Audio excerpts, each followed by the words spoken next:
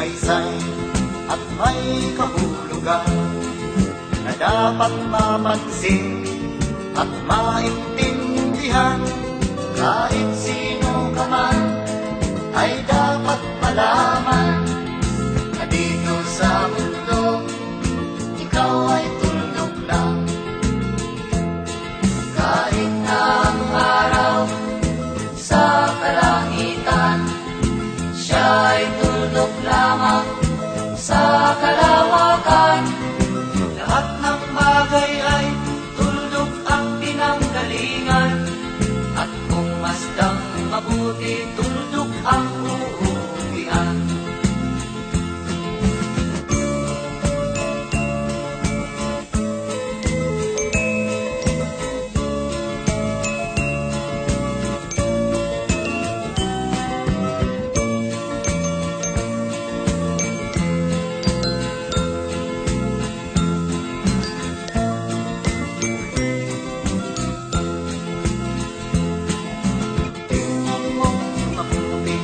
Ang sangkatauhan, maraming nag-aaway, tuldok lang ang dahilan.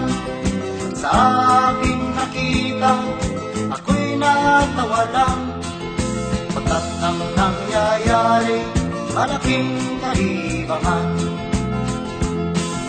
Kaya wala kang dapat na ipagmayabang, na ikaw ay mautak at maraming alam. Dahil kung susuriin at ating isipin, katulad na